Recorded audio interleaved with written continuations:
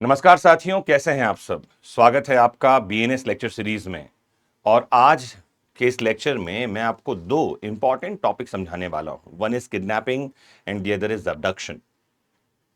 रात के 8 बज रहे हैं और मुझे उम्मीद है आप सबने खाना वगैरह खा लिया होगा और आराम से आप बैठ गए होंगे इस लेक्चर के इंतजार में। अगर लेक्चर का इंतजार नहीं है तो फिर मेरे आने का कोई मतलब ही नहीं है। क्या आप इंतजार कर रहे थे? जरूर कमेंट बॉक्स में बताइए। और अगर आप लोग जुड़ गए हैं, मेरी आवाज साफ आ रही है, तो थम्स अप कर दीजिए सो दैट मैं यहां से अपना लेक्चर स्टार्ट कर सकूं।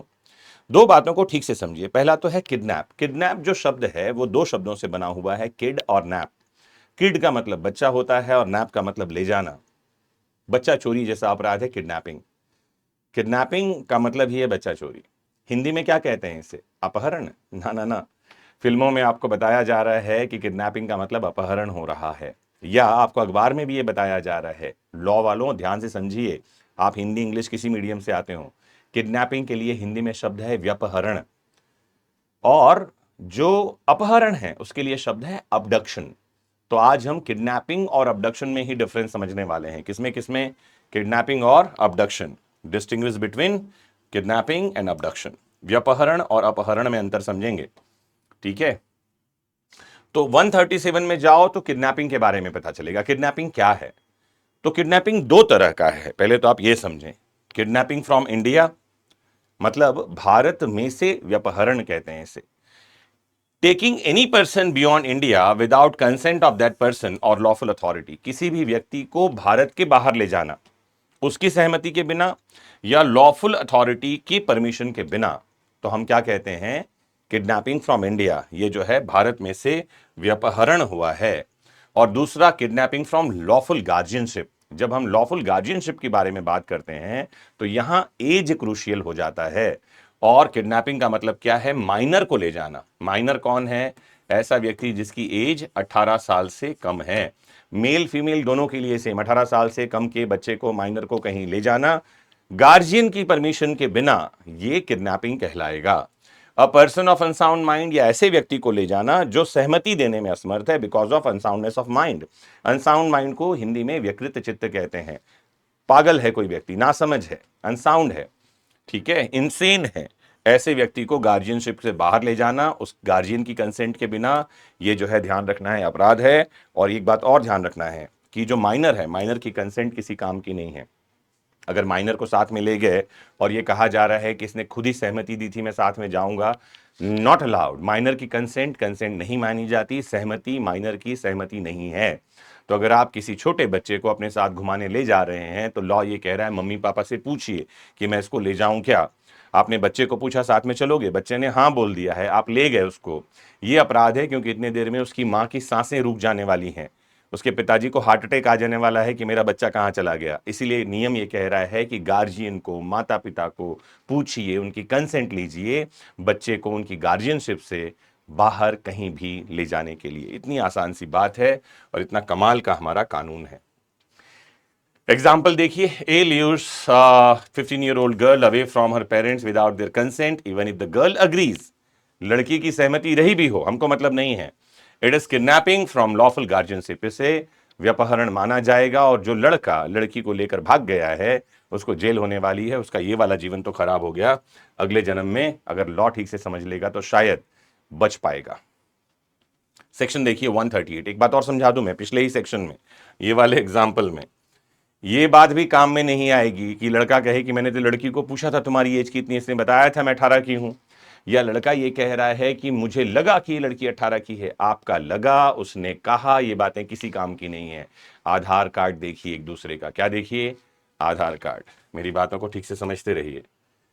138 में देखिए अबडक्शन को डिफाइन किया गया है। अबडक्शन में दो चीजें इंपॉर्टेंट है, फोर्स या डिसीटफुल मीन्स, बल का प्रयोग करना या धोखा देना, और किसी व्यक्ति को एक जगह से दूसरी जगह जाने के लिए विवश करना। कैसे? फोर्स, बल से, या धोखा दिया है उसे डिसीटफुल मीन्स से। अगर ऐसा किया है तो अबडक्शन कहा जाएगा।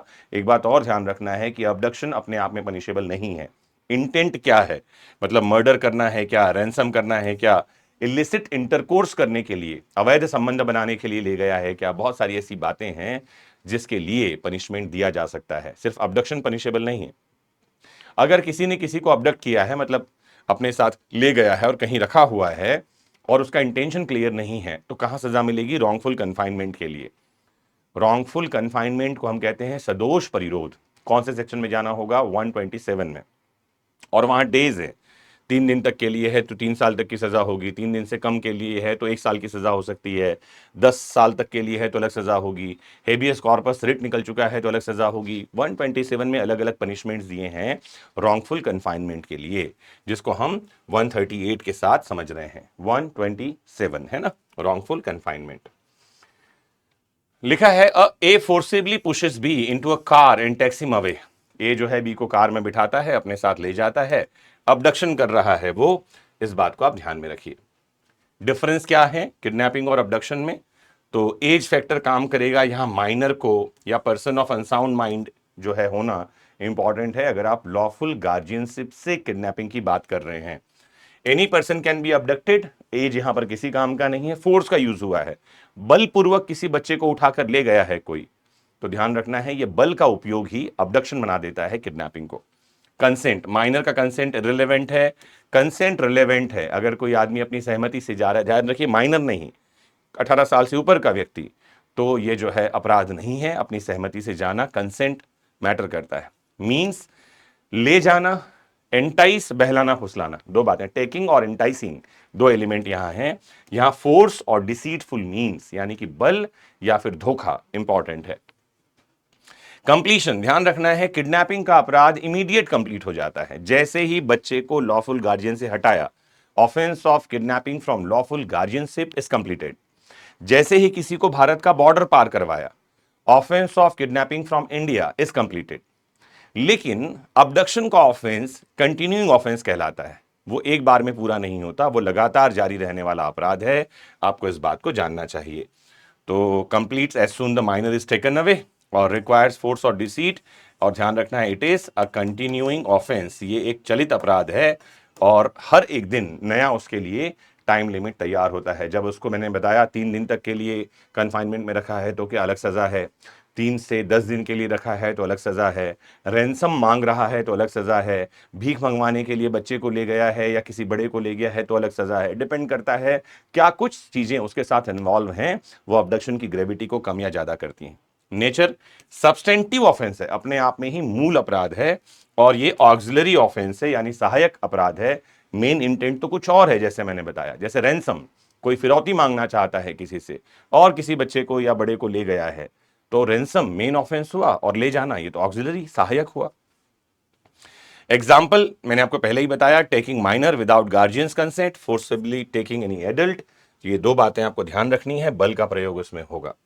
कुछ लैंडमार्क जजमेंट्स देखिए। अगर आपको यहां तक की बातें मेरी समझ में आ गई हैं तो जरूर कमेंट बॉक्स में बता दीजिए बात समझ में आ गई है।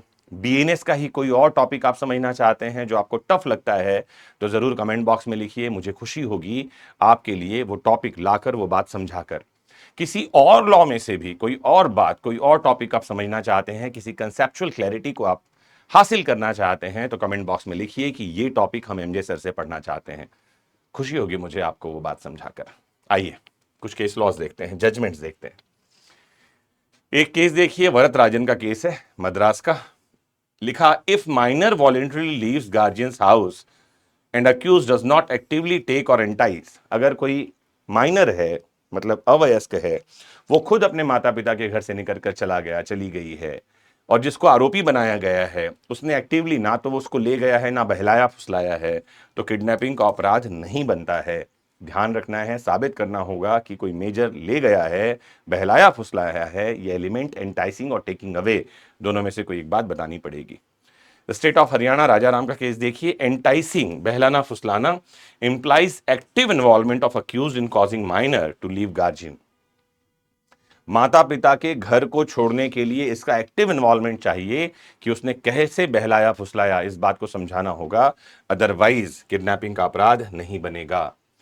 ठाकुर लाल का केस देखिए। Consent of minor is Holi immaterial, कहा कि जो माइनर है, अवयस्क है, उसकी सहमति थी, ये बात डिफेंस में काम में नहीं आएगी क्योंकि माइनर की सहमति तो सहमति होती ही नहीं है, जैसा कि मोहिरी बीबी वर्सेस धर्मोदास घोष के केस में बताया था कि contract with minor is void एब इनिशियो।